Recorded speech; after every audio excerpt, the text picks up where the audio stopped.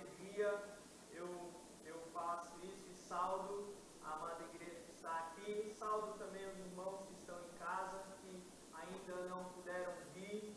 Nós estamos orando e aguardando o tempo que Deus nos proporcionará, estarmos todos juntos novamente.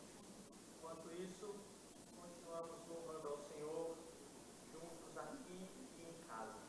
Vamos fazer uma oração, pedindo que o Senhor esteja conosco, nos visite com graça, com misericórdia nessa noite.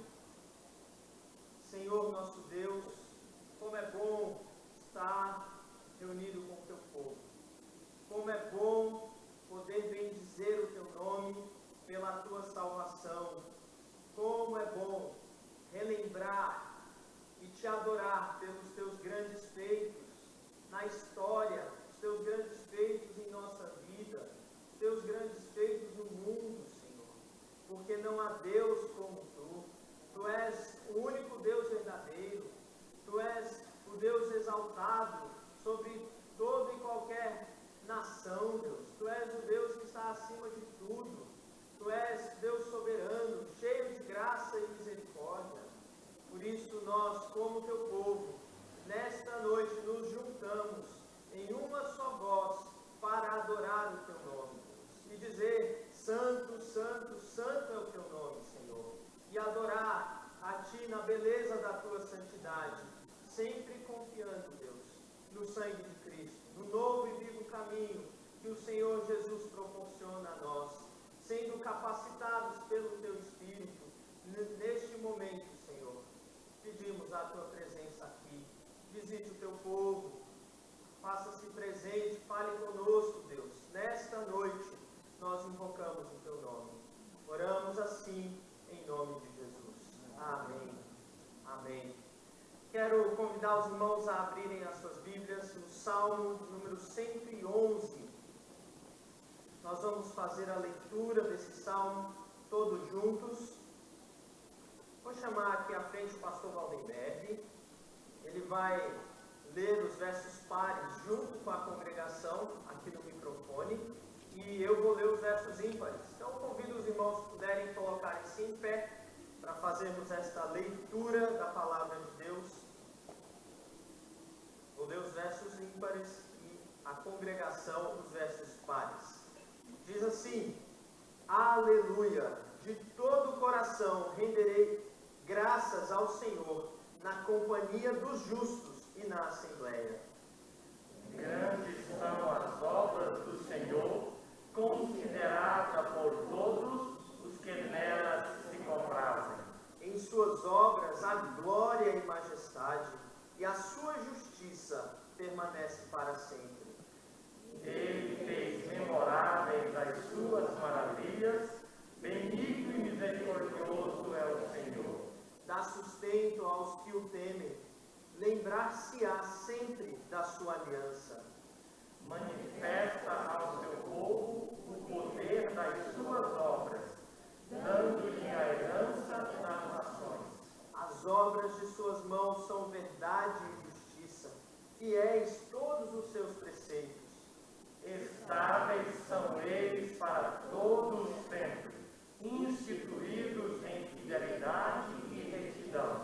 Enviou ao seu povo a redenção, estabeleceu para sempre a sua aliança. Santo e tremendo é o seu nome. O temor do Senhor é o princípio da sabedoria. Revelam prudência todos os que o praticam. O seu louvor permanece para sempre. Amém. Amém. Vamos ler o verso 9 todos juntos. Enviou ao seu povo a redenção, estabeleceu para sempre a sua aliança. Santo e tremendo é o seu nome. Aleluia, aleluia. Os irmãos podem sentar. Louvado seja o nome do Senhor, do nosso Deus. Eu quero chamar aqui à frente o presbítero Samuel para fazer uma oração ao Senhor. Nessa oração, hoje, lembrando dos povos não alcançados, Samuel, dos povos que ainda não adoram a este Deus grande e tremendo, dos povos que ainda não viram a luz do Evangelho. Ore por eles e ore para que Deus continue nos despertando a alcançar esses povos para a glória do Senhor. Santo Deus, realmente é um desafio muito grande da Tua Palavra, quando nós somos incentivados a levar a Tua Palavra a todos os povos. Nós suplicamos a Tua misericórdia para esses povos que ainda não foram alcançados pela Tua Palavra, tanto aqui no Brasil, quanto em outras nações, em todas as partes do mundo. Todos, ó Deus, precisam ouvir a Tua Palavra. Todos precisam do Teu amor e precisam da redenção que foi conseguida em Cristo Jesus. Abençoe a igreja, Senhor, para que ela seja esse instrumento para divulgar, para levar a palavra a todos esses povos que ainda não ouviram. Muito obrigado, Deus, pelo privilégio de participar desse mistério. Em nome de Jesus. Amém. Amém. Irmãos, quero avisar a igreja que no primeiro domingo de novembro nós teremos o nosso batismo. Com muita alegria aqui. Teve um grupo que já foi preparado e que se animou a declarar a fé publicamente pelo batismo. Então, com a graça de Deus, no primeiro domingo de novembro, nós teremos esse tempo. E quero que os irmãos orem por isso. É um tempo especial para a igreja, um tempo especial para aqueles que estão fazendo essa decisão. Peço que os irmãos orem. Orem também pela nossa igreja. Nós estamos aí, em breve teremos uma assembleia para a eleição dos nossos oficiais. Orem por isso, para que Deus direcione a nossa igreja. Orem também, meus irmãos, por aqueles que estão doentes, aqueles que não podem estar conosco por motivo de saúde, os nossos irmãos que ainda estão na quarentena, reclusos. Quão difícil é para muitos deles. Lembrem-se de orar pela nossa igreja. Quero sempre incentivar os irmãos a fazer isso. E quero fazer isso agora também. Então, vou chamar o Levi aqui à frente, para ele fazer essa oração pela nossa igreja, pedindo que o Senhor nos abençoe enquanto igreja.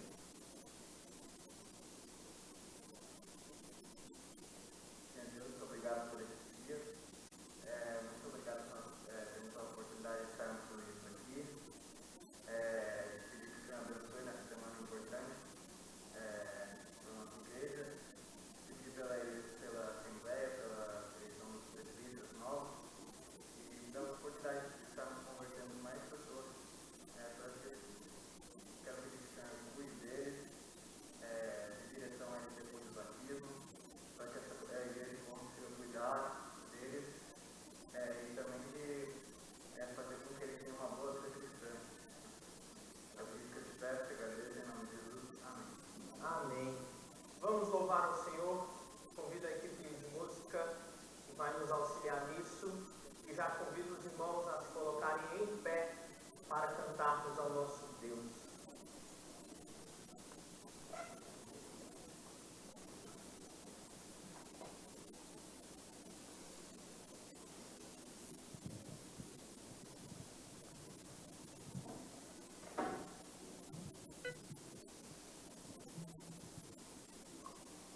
A palavra de Deus diz lá em Apocalipse 15, 3, 4: entoava um cântico de Moisés, servo de Deus, e o cântico do Cordeiro, dizendo: grandes e admiráveis são as tuas obras, Senhor Deus Todo-Poderoso.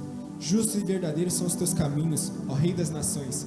Quem não temerá e quem não glorificará o teu nome, ó Senhor? Pois só tu és santo. Pois isso todas as nações virão e se prostrarão diante de ti, porque os teus atos de justiça se fizeram manifestos. Então vamos louvar esse Rei das nações.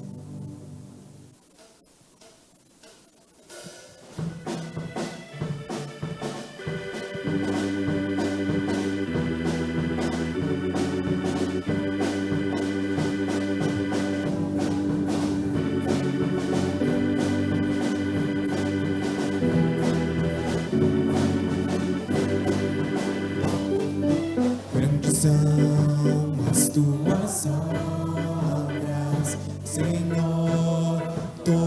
Todo-Poderoso, justos e verdadeiros são os teus caminhos.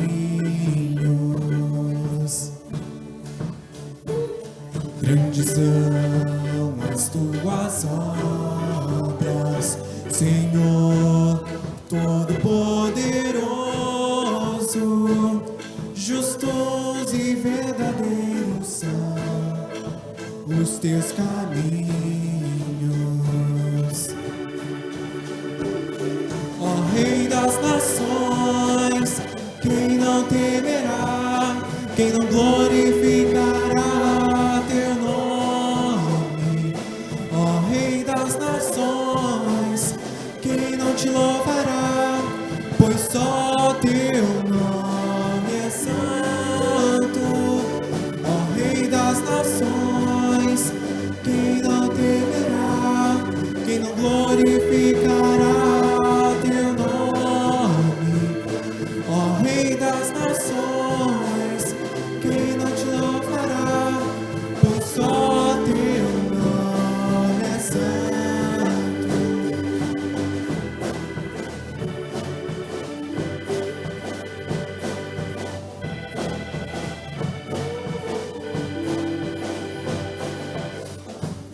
As nações virão e adorarão diante de ti, pois os teus atos de justiça se fizeram manifestos. Todas as nações virão e adorarão diante de ti, pois os teus atos de justiça se fizeram manifestos.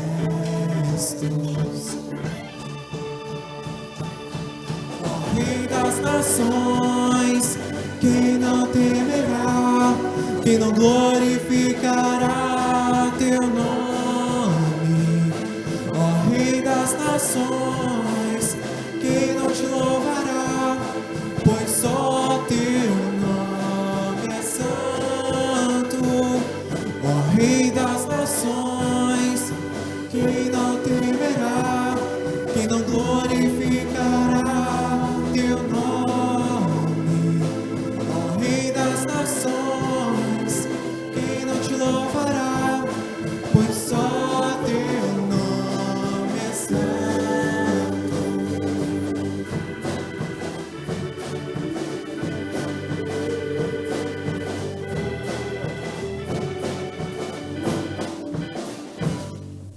A gente sempre tem uma pessoa na família ou algum amigo que a gente está orando para Deus trazer salvação para a vida dessa pessoa, e Ele tem poder para salvar, não só para salvar, mas Ele tem poder para curar, para fazer milagres. Então vamos adorar esse Deus que tem poder.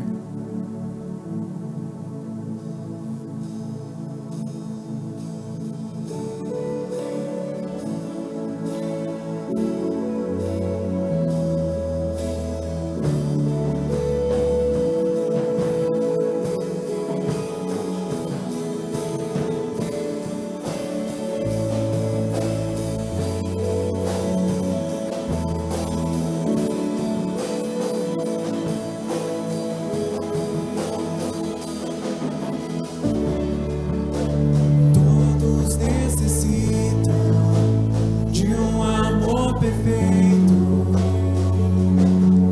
perdão e compaixão. Todos necessitam de graça e esperança, de um Deus que salva.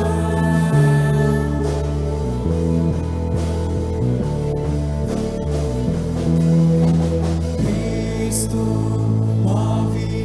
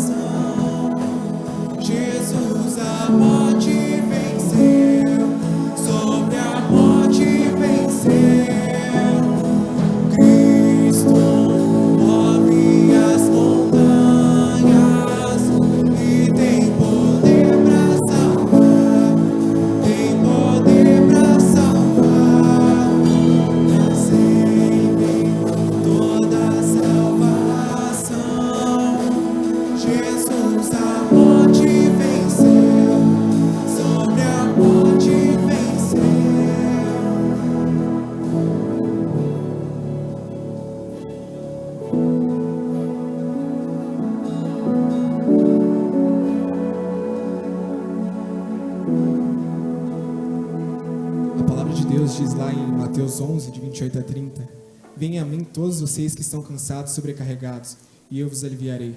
Tomem sobre vocês o meu jugo e aprendam sobre mim, que sou manso e humilde de coração, e vocês acharão descanso para a sua alma, porque o meu jugo é suave e o meu fardo é leve. Amém?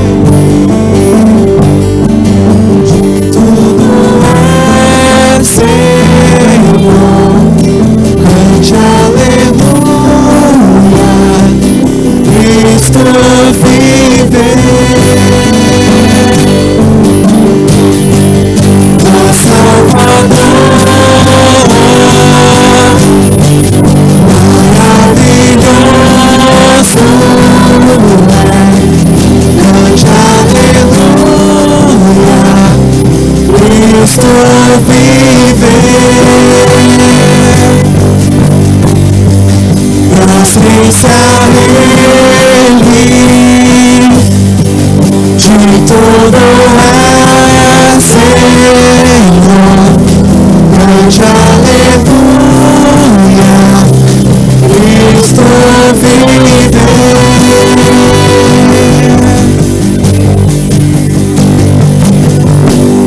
Oh, venha ao altar, os braços abertos do Pai. O perdão foi pago com precioso sangue de Jesus.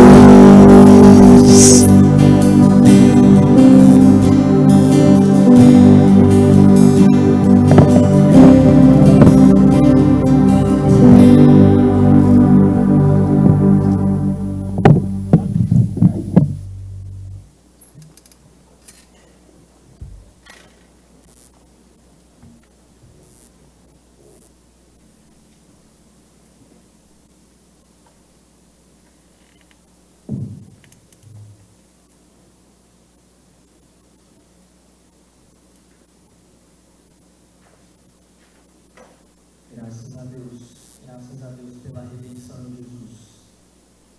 Por conta disso que nós estamos aqui hoje, por conta disso nós podemos pregar ao mundo onde Ele nos alcançou. E hoje à noite está conosco o pastor Júnior.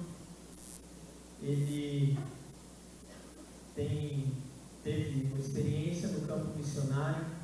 Ele vai ter a oportunidade de dar o testemunho aqui, contar um pouquinho do seu trabalho na obra do Senhor e também trazer a palavra de Deus a nós. Então eu quero convidar aqui à frente nosso irmão Otoniel, fazer uma oração pedindo que Deus abençoe o pastor Júnior. Vem aqui, Otoniel, orar, pedir que o Senhor fale conosco por meio da palavra nessa noite. Nosso Deus, nosso Pai, nós pedimos a Tua presença nesse culto, sabemos que Tu estarás aqui conosco.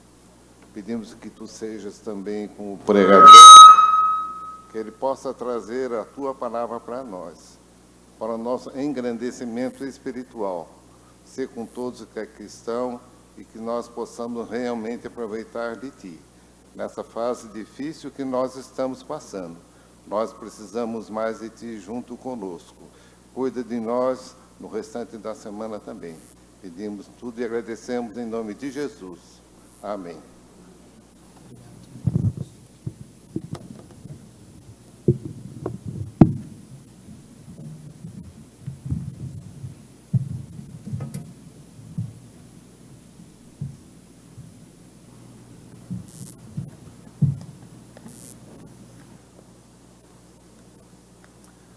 Saúdo a igreja na graça, na paz, na misericórdia de Cristo Jesus. Amém? Uma alegria muito grande estar com os irmãos nessa noite para falar um pouquinho daquilo que Deus tem feito lá no Oriente Médio e depois também, claro, trazer uma exposição da palavra para os irmãos. Meu nome é VJ, Vladimir Júnior, e eu sou casado com essa linda mulher que vocês estão vendo aí. E nós servimos ao Senhor durante 10 anos no Oriente Médio. E temos 2 filhos, o Lucas, de 5 anos, e a Emily, de 1 ano de vida. E somos da APMT, a Agência Presbiteriana de Missões Transculturais. E nós estivemos em Omã durante 10 anos, um país da Península Arábica, um país onde é um país muçulmano, onde a lei do país é baseada no livro sagrado deles, o Corão, e ali é proibida a evangelização. Esse é um país totalmente fechado ao evangelho. Para quem assim está meio perdido no mapa, né? A questão onde fica esse tal de Omã, que as pessoas às vezes confundem Amã, a capital da Jordânia, e não, é Omã, lá embaixo. Quando eu falo que é próxima ao Emirados Árabes, aí o pessoal fala, opa, agora eu estou lembrando, né? Emirados Árabes tem Dubai, Abu Dhabi, cidades conhecidas, mas Omã é esse país que fica bem ao lado aqui, embaixo da Arábia Saudita, fronteira com o Iêmen e a fronteira com os Emirados Árabes. E estivemos atuando ali durante 10 anos, de 2010 até dezembro de 2019. E aí você pode talvez estar se perguntando, como que vocês faziam isso? Se você acabou de explicar que é proibida a pregação do evangelho num país desse, totalmente fechado, né? Omã tem cerca de 4,5 milhões de habitantes, sendo cerca de 3,8 milhões omanes. Os outros 1,5 milhão são de estrangeiros que trabalham naquele país, né? Muitos indianos, paquistaneses, Bangladesh, então pessoas que vão lá para trabalhar. E é um país totalmente fechado. Então, como você fazia isso, né?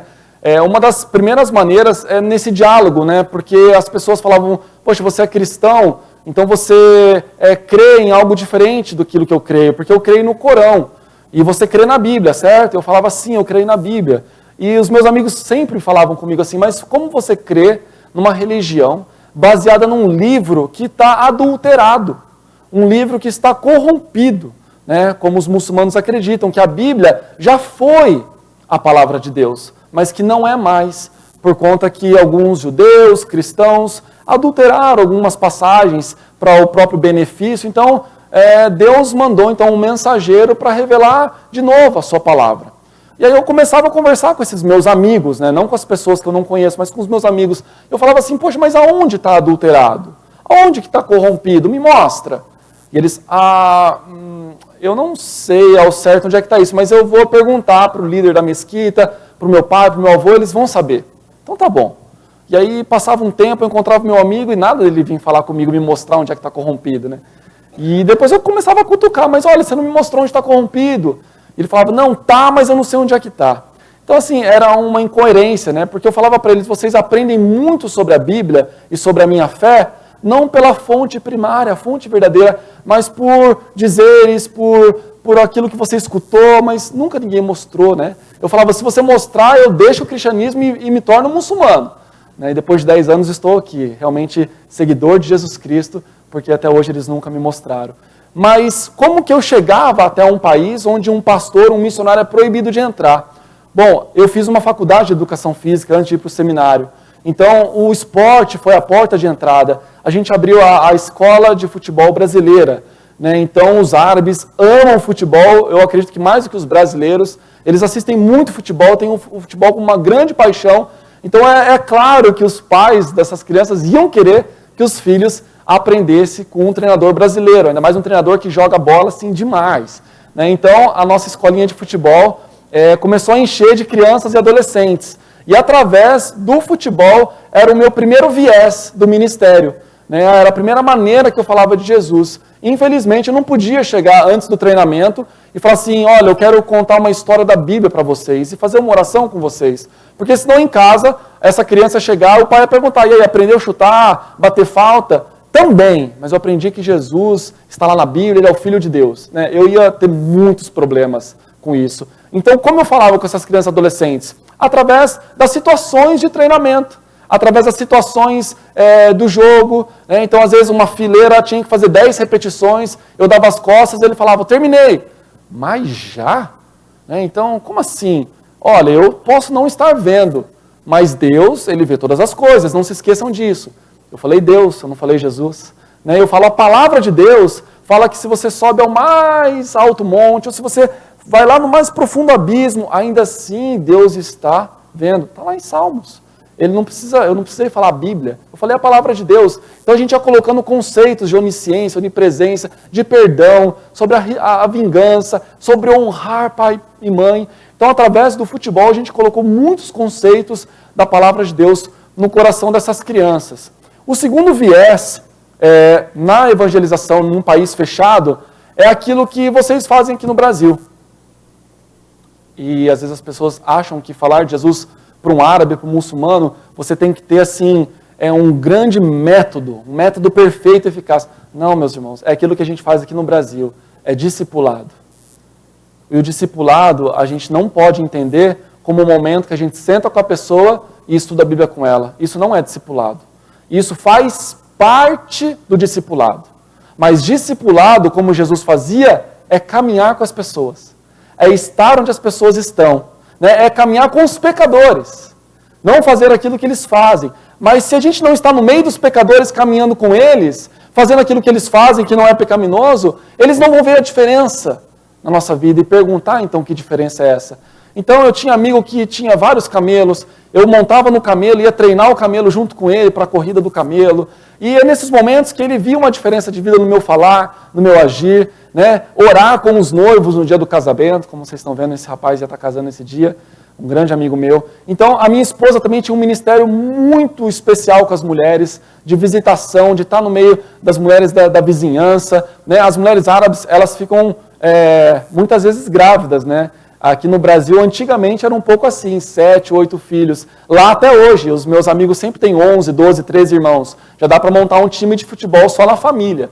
Então, assim, a minha esposa orava muito por aquelas mulheres. E eles não têm o hábito de orar um pelos outros. Então, minha esposa falava, eu quero orar muito pelo seu bebê que está no seu ventre. E ela falava, orar pelo meu bebê? Oração nunca é demais, pode orar. E a minha esposa falava, mas eu vou orar em nome de Jesus. Em nome de Jesus? Que coisa... Mas vai, pode orar. E a gente orava por eles, minha esposa orava por elas, e elas sempre falavam, que coisa diferente, eu senti algo tão especial nessa oração, o que é isso? E a gente podia testemunhar o Espírito Santo já trabalhando na sua vida. Então, de várias maneiras, orando pelas pessoas, caminhando, conversando, discipulando, nós evangelizávamos e falávamos de Jesus. Esse rapaz que vocês estão vendo foi um grande amigo meu, durante muitos anos, e ele morava num vilarejo muito pequenininho, de cerca de 80 pessoas, muito longe da minha casa. E eu visitava ele frequentemente para discipular aquela família. E eu me lembro que a primeira vez que eu visitei o vilarejo dele, o pai dele, esse senhor que vocês estão vendo, de cabeça um pouco mais abaixada, ele é uma pessoa extremamente respeitada no vilarejo, na região e até mesmo no país. Um ancião de muita importância. E eu queria muito falar de Jesus para esse senhor. E eu disse para o meu amigo, eu posso contar uma história para o seu pai? Ele disse, claro. E eu contei a história do filho pródigo, né? Tinham 2 filhos, um pede a herança, e foi contando tudo aquilo. E quando aquele homem, esse senhor, escutou que um filho pediu a herança antes do pai morrer, ele já falou, está fora lá, perdoa esse rapaz. Que absurdo isso! Olha como a cultura é muito importante nesse sentido da aproximação da palavra. Que filho pede isso? E aí esse filho vai, gasta todo o dinheiro e depois ele volta, né, arrependido. E aí aquele pai levantou, o pai o que fez?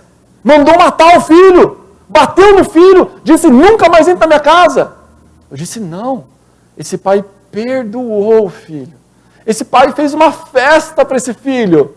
E ele falou, que pai é esse? Que absurdo de homem fazer isso.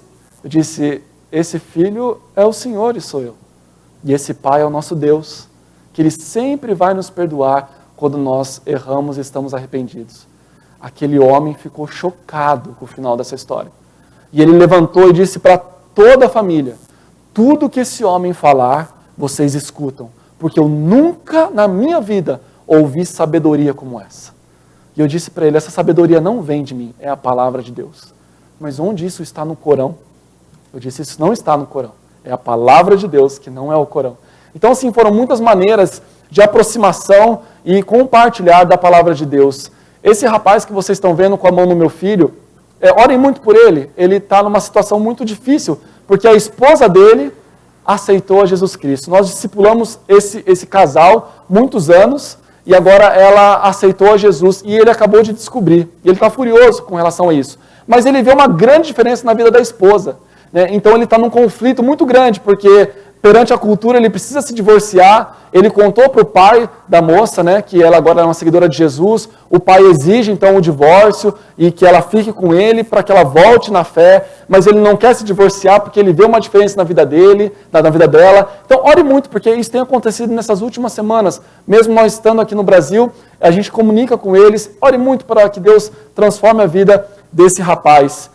Nós temos algumas pessoas que aceitaram a Jesus. Essa família que vocês estão vendo é uma família, nós somos irmãos na fé, são seus irmãos na fé. E essa família, como algumas outras famílias da cidade, de outras cidades, nós temos uma igreja secreta, uma igreja subterrânea, né, o termo, e onde nós adoramos a Deus em lugares assim. São nos wadis, né, os vales, nas montanhas, no deserto, para que ninguém descubra a nossa igreja, né? Para que a polícia secreta, que age de uma maneira muito forte no país, não venha descobrir quem são essas pessoas. Ore muito pela nossa igreja, que é muito perseguida lá.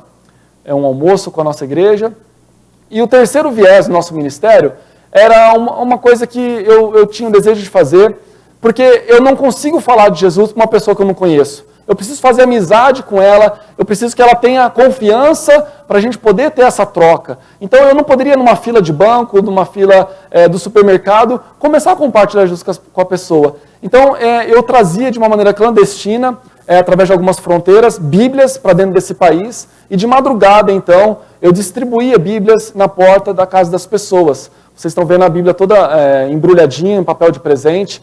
E eu ia sempre em cidades que eu tinha certeza que não tinha presença cristã, algum estrangeiro morando, e muito menos um missionário, no meio das montanhas, nos vales, em cidadezinhas pequenas, no litoral. A gente colocava Bíblias na porta dessas casas. E por conta disso, desde 2011 fazendo isso, nunca eu tive problema, nunca ninguém me descobriu, tomava todos os cuidados possíveis, mas em maio do ano passado, no final de maio do ano passado, a gente fez uma distribuição e uma pessoa pegou essa Bíblia no dia seguinte, a gente colocou esse cartão que vocês estão vendo com um cartão de memória, colocamos muitas informações da palavra de Deus ali, vídeos, filme de Jesus, e colocamos um website chamado www.marifa.org. Esse site é um site cristão, que tem conteúdo cristão, e tem um chat online para quem quer conversar. Então, a gente distribuiu 200 Bíblias numa cidade muito longe da minha cidade, e infelizmente a polícia ela descobriu, porque esse vídeo viralizou no país, né, em poucas horas, mais de 500 mil visualizações no Instagram, Facebook, o vídeo ficava chegando no WhatsApp de todas as pessoas do país praticamente, então a polícia realmente foi atrás disso, eu não sei como, mas eles descobriram, então eu fui chamado, passei por alguns dias de interrogatório, fui preso, por não dar informações, fui mandado para uma solitária, e fiquei lá até então que aquele senhor que vocês viram naquela foto, chamada Oman, aquele senhor é o sultão do país. E de uma forma milagrosa, eu sei que os irmãos oraram pela minha vida, alguns dos irmãos aqui oraram pela minha vida, ficaram sabendo o que estava acontecendo. Deus tocou de uma maneira milagrosa no coração daquele sultão e ele resolveu dar o perdão. E em vez de ir para um tribunal, ia pegar cerca de 7 anos de detenção. Deus tocou na vida desse homem, ele me deu o perdão, eu fui deportado do país, a minha esposa teve que fugir do país enquanto eu estava preso, porque a polícia ia chegar até ela, por conta das ameaças no interrogatório, e foram muitos milagres, ela conseguiu fugir do país, e em dezembro do ano passado eu fui deportado, e em janeiro desse ano esse sultão veio a falecer. Então a gente entende que Deus, na providência dele, cuidou desse homem, tocou no coração desse homem, e aqui estou hoje com a graça de Deus. Meus irmãos, obrigado pelas orações. Eu tentei resumir 10 anos em 10 minutos, mas que os irmãos orem muito por esse país. Um país que há uma perseguição muito grande com os cristãos, né, com os cristãos que são missionários e com aqueles que aceitam a Jesus. Se lembrem nas suas orações desse povo, um povo não alcançado. Né, um povo não alcançado é aquele que não há cristão suficiente no país para continuar a propagar o evangelho. Eles precisam de missionários para ajudá-los nesse sentido. Então, ore muito por essa nação e pelas nações árabes que estão tão sedentas, têm tanta fome de Deus, mas não conhecem o único caminho que é Jesus Cristo. Ore muito por essas nações. Vamos fazer isso agora. Pai de amor, Pai querido, te agradecemos porque nós temos a Tua palavra na nossa língua. Nós temos tantas Bíblias dentro da nossa casa, Senhor. E nós podemos aprender, conhecer e nos santificar através da Tua palavra, através de Cristo Jesus. Ó Deus, quão grande é essa bênção, Senhor. Obrigado porque um dia alguém contou para a gente sobre a sua salvação.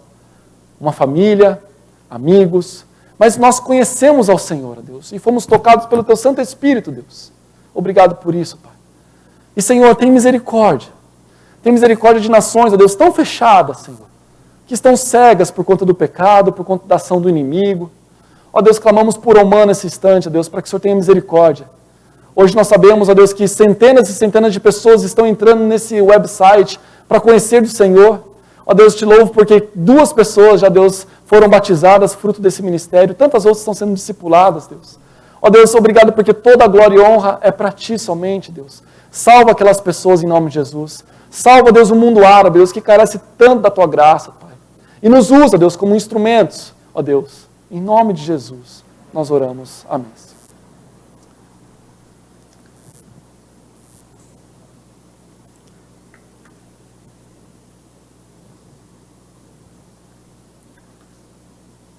Queridos,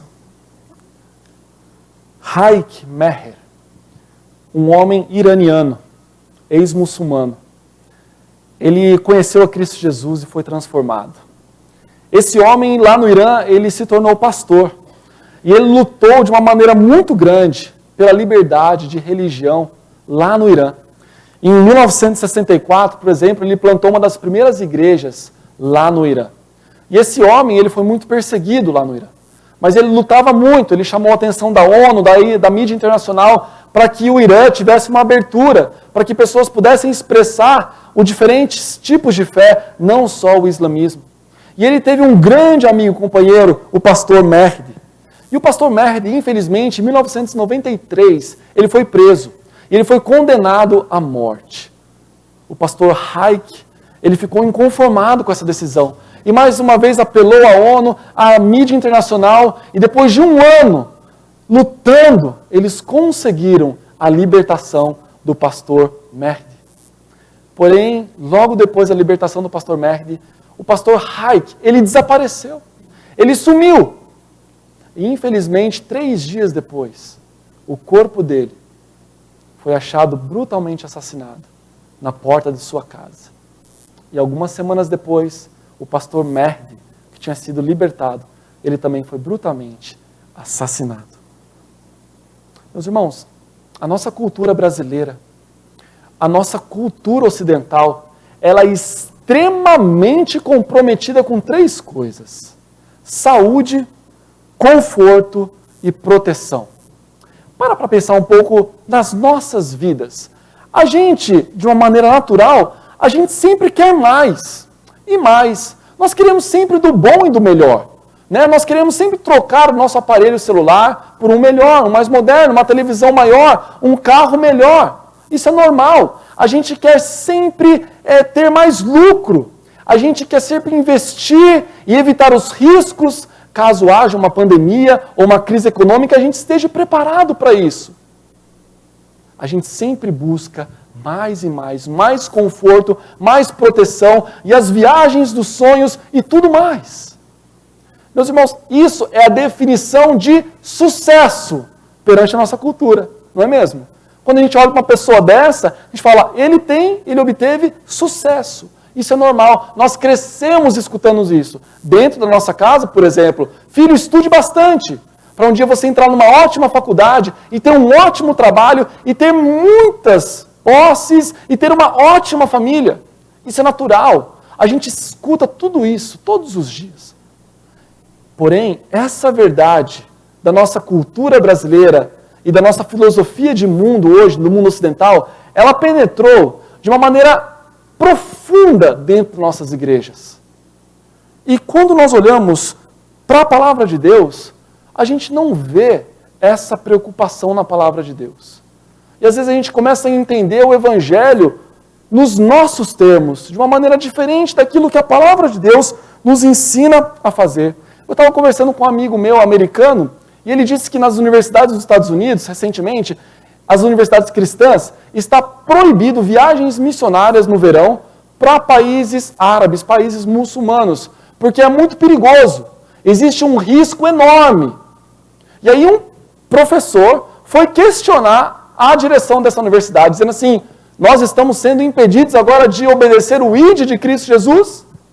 E a diretoria da universidade disse assim, não, os pais dos alunos estão proibindo seus filhos e nos pediram para proibir essas viagens missionárias.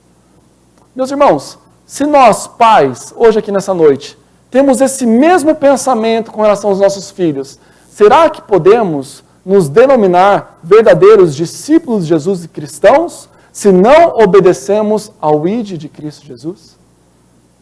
A gente tem que entender o Evangelho de Cristo Jesus de uma maneira radical, que vá de encontro com tudo que a nossa cultura diz, porque isso é o que diz a palavra de Deus. Olha, por exemplo, quando a gente olha Filipenses, no capítulo 1, abra sua Bíblia comigo em Filipenses, capítulo 1, do versículo 12 ao versículo 30, a gente pode fazer algumas perguntas assim, e se a perspectiva desse mundo estiver totalmente errada? E se o que eles dizem ser o melhor e o verdadeiro e o ideal não for? E se nós estamos realmente perdendo e deixando de entender o ponto principal do Evangelho? Paulo, quando escreveu essa carta à igreja de Filipos, aos filipenses, Paulo ele estava preso, meus irmãos. Paulo estava encarcerado dentro de uma prisão. E olha as palavras de Paulo a partir do versículo 12. Quero ainda, irmãos, cientificar-vos de que as coisas que me aconteceram têm antes contribuído para o progresso do Evangelho, de maneira que as minhas cadeias em Cristo se tornaram conhecidas de toda a guarda pretoriana e de todos os demais. E a maioria dos irmãos, estimulados no Senhor por minhas algemas, ousam falar com mais desassombro a palavra de Deus. Alguns, efetivamente, proclamam a Cristo por inveja e porfia, outros, porém, o fazem de boa vontade. Estes por amor, sabendo que estou incumbido da defesa do Evangelho, aqueles, contudo, pregam a Cristo por discórdia, insinceramente, julgando suscitar tribulações às minhas cadeias. Todavia, que importa? Uma vez que Cristo, de qualquer modo, está sendo pregado, quer por pretexto, quer por verdade, também com isto me regozijo, sim, sempre me regozijarei. Porque estou certo de que isto mesmo, pela vossa súplica e pela provisão do Espírito de Jesus Cristo, me redundará em libertação, segundo a minha ardente expectativa e esperança de que em nada serei envergonhado. Antes, com toda ousadia, como sempre, também agora será Cristo engrandecido no meu corpo, quer pela vida, quer pela morte. Porquanto para mim, o viver é Cristo e o morrer é lucro. Entretanto, se o viver na carne traz fruto para o meu trabalho, já não sei o que hei de escolher. Ora, de um lado e de outro lado estou constrangido, tendo desejo de partir e estar com Cristo, o que é incomparavelmente melhor. Mas por vossa causa é mais necessário permanecer na carne. E convencido disto, estou certo de que ficarei e permanecerei com todos vós para o vosso progresso e gozo da fé, a fim de que aumente, quanto a mim, o motivo de vos gloriardes em Cristo Jesus, pela minha presença de novo convosco. Vivei acima de tudo por modo digno do Evangelho de Cristo, para que, ou indo ver-vos, ou estando ausente, ouça no tocante a vós outros que estáis firmes em um só Espírito, como uma só alma, lutando juntos pela fé evangélica, e que em nada estáis intimidados pelos adversários, pois o que é para eles prova evidente de perdição é para vós outros de salvação, isso da parte de Deus. Porque vos foi concedida a graça de padecerdes por Cristo, e não somente de crerdes nele, pois tendes o mesmo combate que vistes em mim, e ainda agora ouvis que é o meu. Meus irmãos, esse texto é extremamente profundo, com tantas verdades. Eu quero destacar algumas das verdades desse texto. A primeira é que, para aqueles que realmente seguem a Jesus Cristo, Ele então é a sua vida. Para aqueles que realmente seguem a Jesus, Cristo é a sua vida. E eu te pergunto nessa noite, Jesus Cristo, Ele é a sua vida? Para pensar nisso. Se Jesus Cristo, Ele é a sua vida, a gente vai entender isso quando a gente vê Paulo dizendo assim, olha, no versículo 21, para mim, o viver é Cristo. Paulo está vivendo e tudo que ele vive é para Jesus Cristo.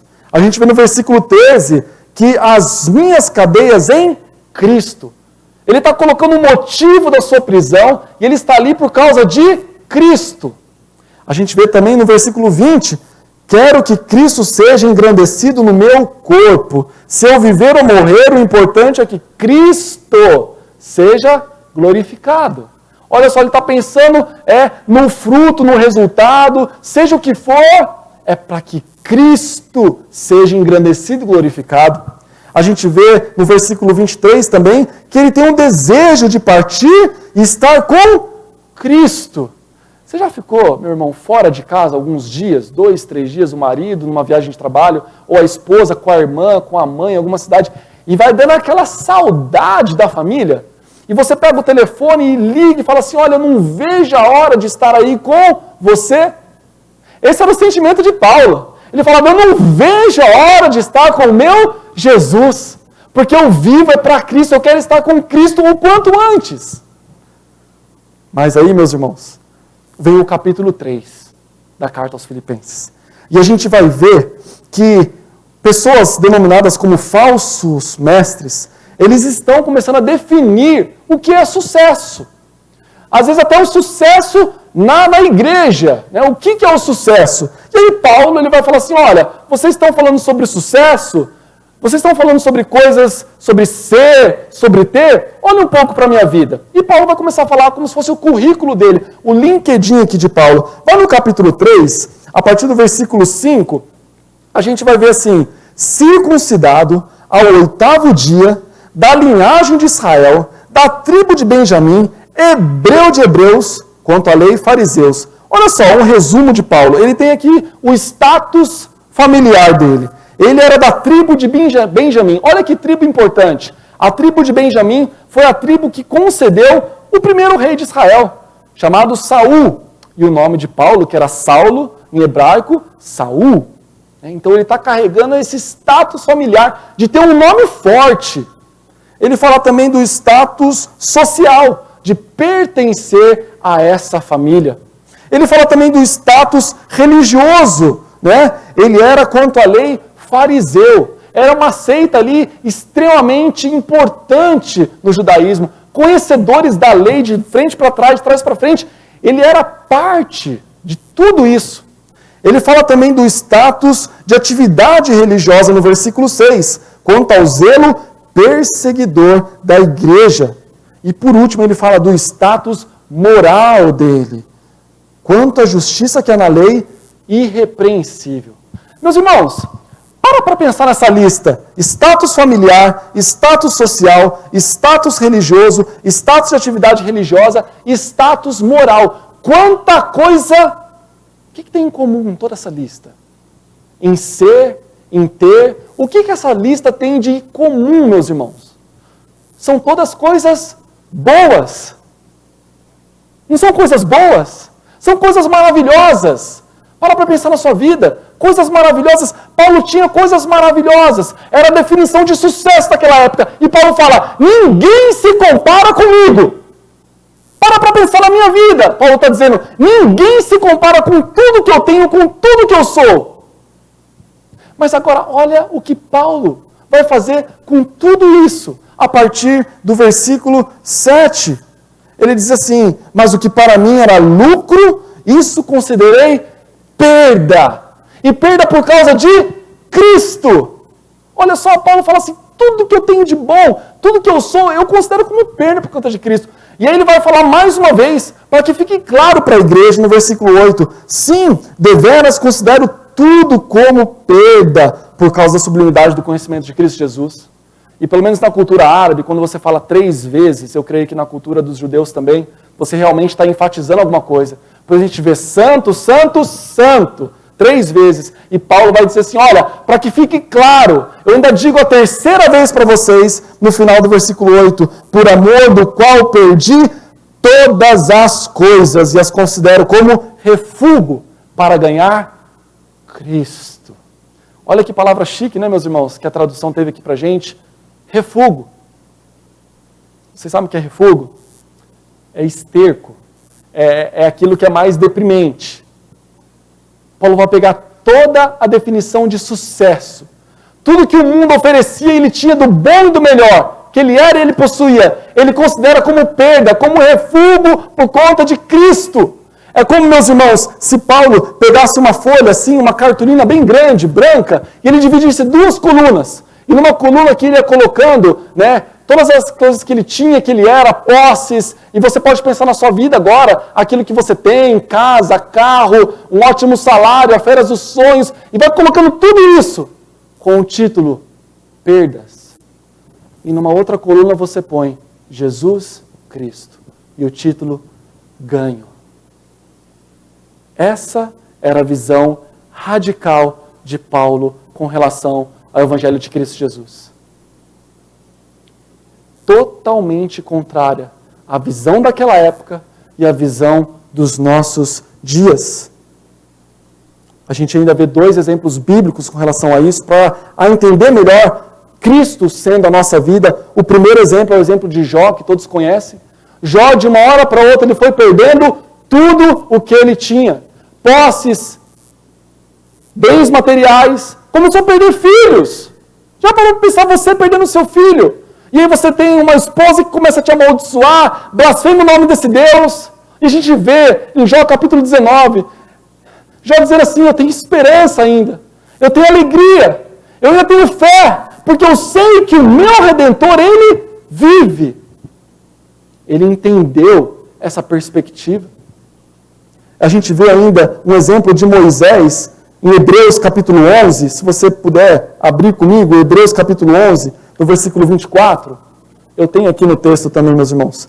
Pela fé, versículo 24 do capítulo 11 de Hebreus, pela fé, Moisés, quando já homem feito, recusou ser chamado filho da filha de Faraó, preferindo ser maltratado junto com o povo de Deus a usufruir prazeres transitórios do pecado, porque considerou o opróbrio de Cristo por maiores riquezas do que os tesouros do Egito, porque contemplava o galardão. Ah, meus irmãos, tudo isso afeta a nossa vida, meus irmãos. Tudo isso tem que afetar a nossa vida, meus irmãos, porque a gente vê esse exemplo bíblico das pessoas deixarem tudo para trás por conta de Cristo. Por isso eu te fiz a pergunta no início desse ponto. Você vive em Cristo? Você caminha com Cristo? Ou Cristo é somente uma religião para você? Ou Cristo é somente uma filosofia para você? Você pode, meus irmãos, ter uma bela casa. Você não precisa vender a sua casa e morar embaixo da ponte, não é isso que eu estou dizendo. Mas que você coloque todo o seu coração na vontade de Deus. Para que você coloque os seus planos, os seus sonhos em Cristo Jesus. A gente vai entender, por exemplo, então, por que Jesus diz em Lucas, capítulo 14, versículo 27, assim, aquele que não carrega a sua cruz e não me negue, ele não pode ser o meu discípulo. Meus irmãos, olha que coisa extremamente pesada, meus irmãos.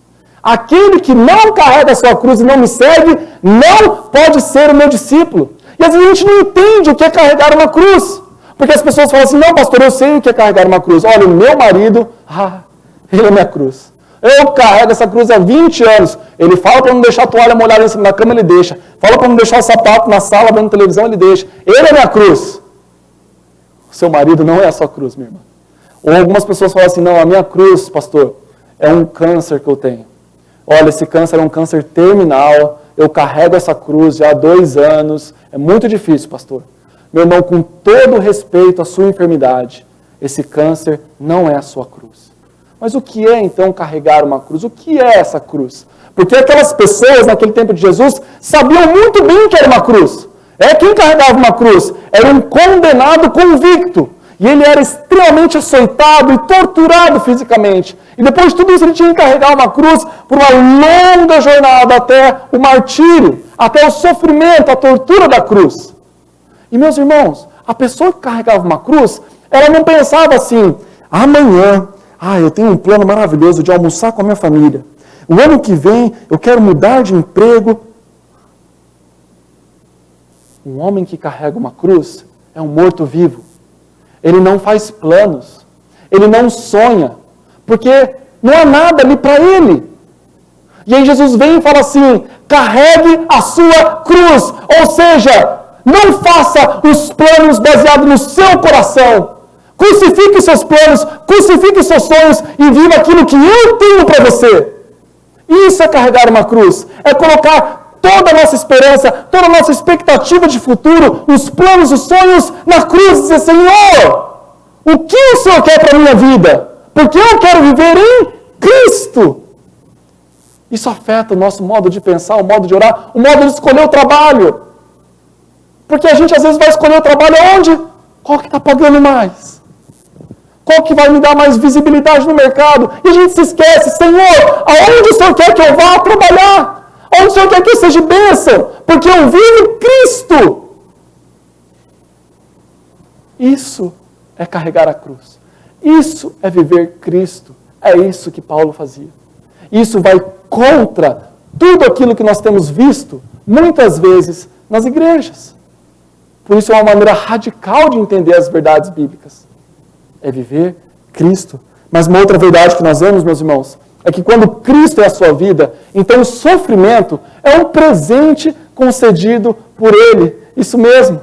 O sofrimento é um presente concedido por ele, como a gente vê no capítulo 1 de Filipenses, versículo 29, porque vos foi concedida a graça de padecer por Cristo, e não somente crerdes nele. Meus irmãos, quando você aceitou Jesus, vem um pacote assim para você. Além da salvação, do perdão dos pecados, vem também a graça de padecer, de sofrer por Cristo Jesus.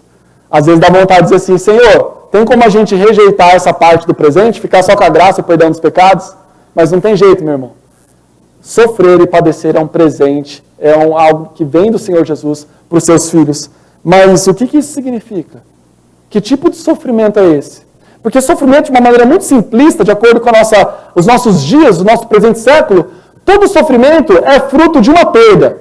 Então, por exemplo, você perde alguém da sua família, você sofre. Você perde um emprego, você sofre. Você perde, talvez, um casamento, você sofre. Perdas nos trazem sofrimento. Mas o que é o sofrimento bíblico, né? Porque quando Cristo é o seu objetivo, o sofrimento se torna um presente somente quando Cristo é o seu objetivo. E ele está acima de todas as coisas. É o que a gente via na vida de Paulo. Né? A gente só vai conseguir fazer isso quando Cristo for a sua vida. Quando eu estava, por exemplo, meus irmãos, proclamando Cristo lá no Oriente Médio, e eu fui preso, meus irmãos, a solitária que eu estava, não tinha nenhum lugar para onde ir. Não tinha ninguém a quem recorrer. Eu estava sofrendo demais naquele lugar. Mas como o sofrimento, como a prisão e a solitária, fez com que eu louvasse ao Senhor, como eu buscasse ao Senhor em oração, de uma maneira que eu nunca fiz na minha vida. E somente a Cristo somente. Era somente a Ele. Como o sofrimento mudou muitas perspectivas do meu relacionamento com Deus, a gente vai começar a perceber que o lugar mais perigoso para se estar não é numa prisão. O lugar mais perigoso para se estar não é na solitária. Mas o lugar mais perigoso para se estar é no conforto e na segurança. Porque os lugares perigosos te fazem a chegar a Cristo. E os lugares de conforto e segurança te fazem a chegar a esse mundo e não a Cristo. Perceba por que o sofrimento nas nossas vidas. E que tipo de sofrimento é esse, meus irmãos? Por isso Paulo diz na prisão, quando a liberdade dele lhe foi tirada, que isso não era fácil, mas era bom. As lágrimas durante o nosso sofrimento, eu entendo, são reais.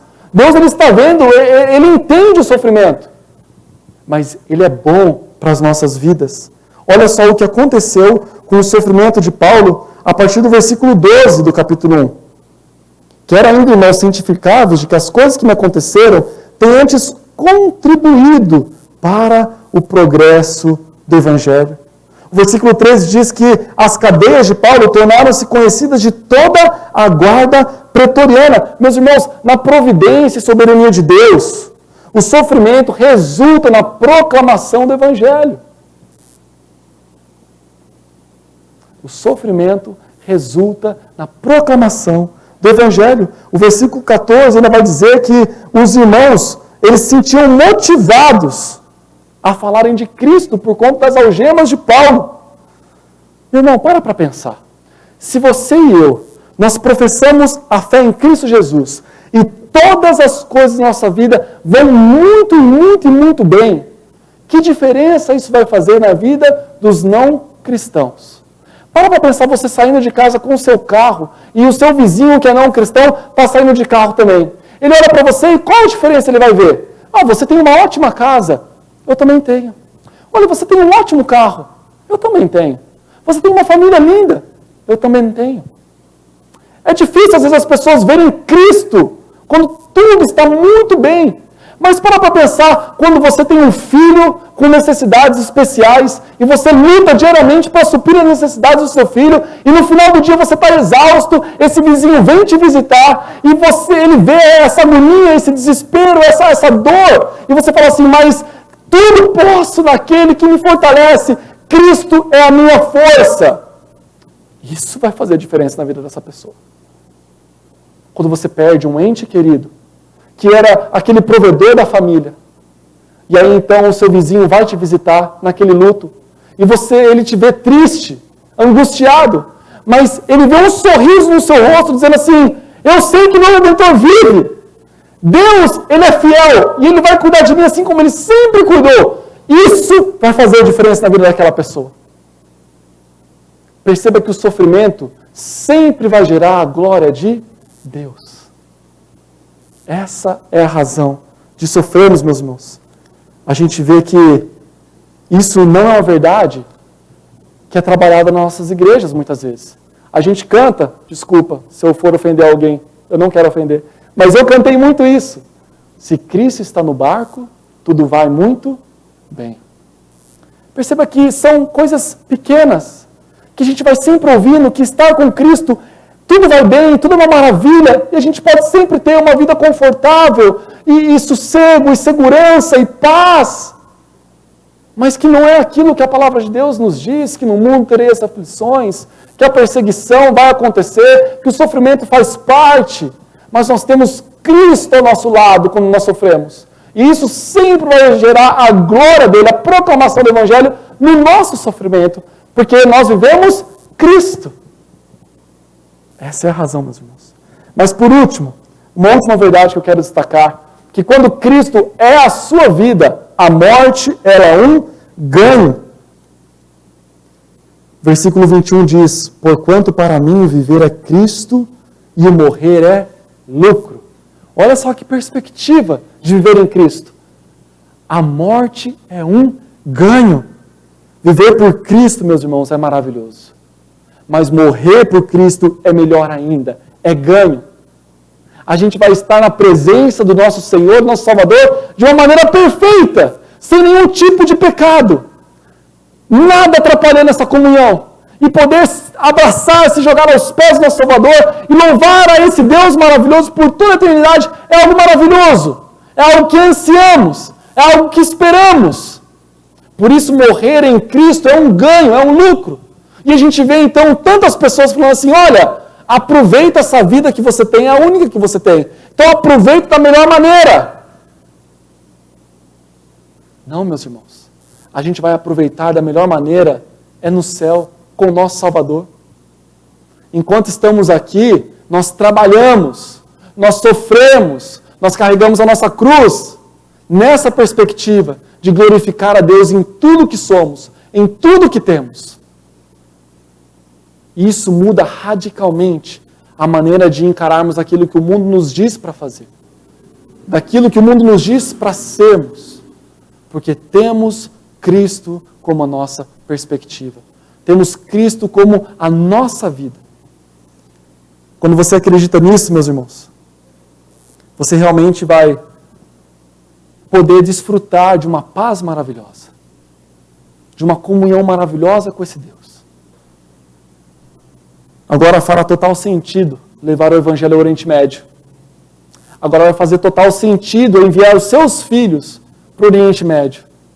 Porque, na pior das hipóteses, a pior coisa que pode acontecer com eles, que é a morte, é um ganho.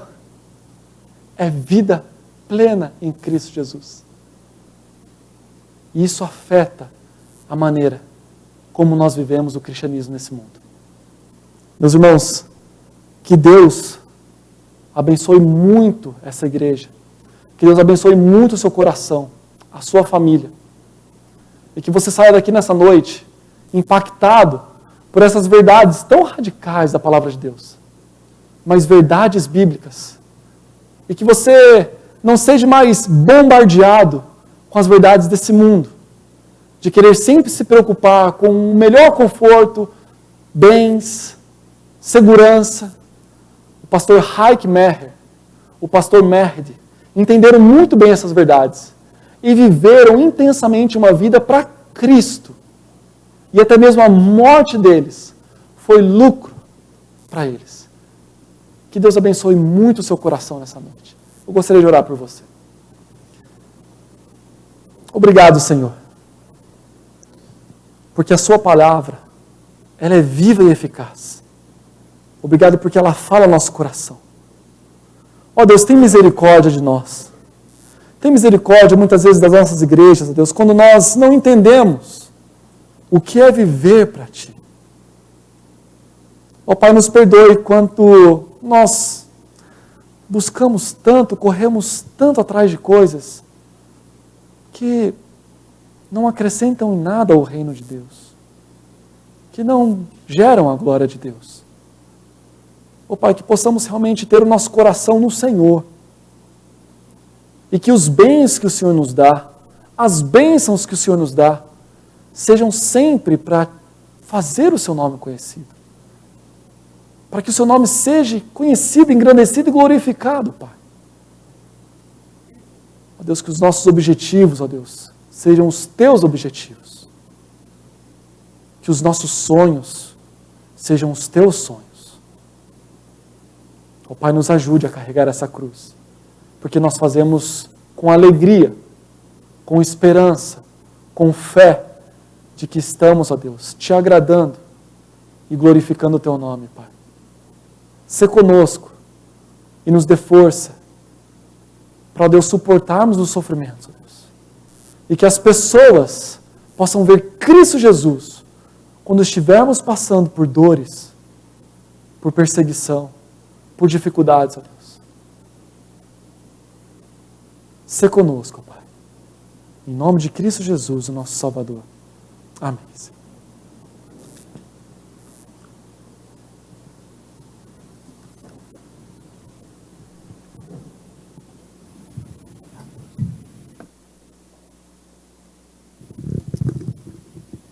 Graças a Deus pela palavra, pelo desafio que recebemos do Senhor. Que o Senhor de fato nos desperte e que vivamos para Ele, seja aqui em São José, seja lá em Omã, seja onde quer que o Senhor assim desejar nos levar.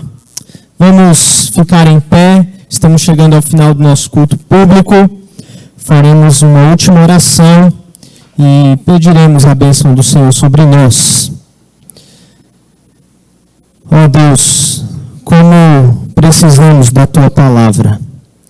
Ela é como uma luz para a nossa vida, uma lâmpada para os nossos pés. Senhor, a Tua palavra penetra o mais profundo da nossa vida e mostra os nossos mais profundos pensamentos, Deus. Ela nos confronta lá naquelas crenças que muitas vezes passam despercebidas sobre nós. Ela nos conforta naquela angústia mais íntima que só nós sabemos. A Tua palavra é viva e eficaz, Deus. Muito obrigado. Senhor, que sejamos despertados por Ti, atentos à Tua palavra, Deus, e que vivamos Cristo em nós, e que vivamos para a glória de Cristo, e que, Senhor, estejamos prontos dia após dia, Senhor, para tomar a nossa cruz e seguir o nosso Senhor Jesus. Pai, desperta no nosso meio, desperta, Senhor, irmãos, para ir até esses povos não alcançados, Deus. Desperta o coração dos pais a entregarem os seus filhos de fato para esta grande obra, Senhor. Desperta adolescentes, jovens, para entregarem, dedicarem as suas vidas para que o nome de Cristo seja conhecido entre todos os povos da terra, Senhor. Desperte-nos como igreja do Senhor para nos envolvermos cada vez mais na Tua obra. Ó Deus, esta é a nossa oração, este é o nosso desejo em resposta ao que ouvimos hoje da Tua palavra, Deus. E, Senhor, que a graça do nosso Senhor e Salvador Jesus Cristo, o amor de Deus, o nosso Pai, e a comunhão do Teu Santo Espírito seja com cada um do Teu povo aqui, Senhor, com o Teu povo lá em Omã e com todo o Teu povo espalhado em toda a terra, hoje e até a volta bendita e gloriosa do nosso Senhor Jesus Cristo. Amém, amém, amém. Os irmãos podem sentar.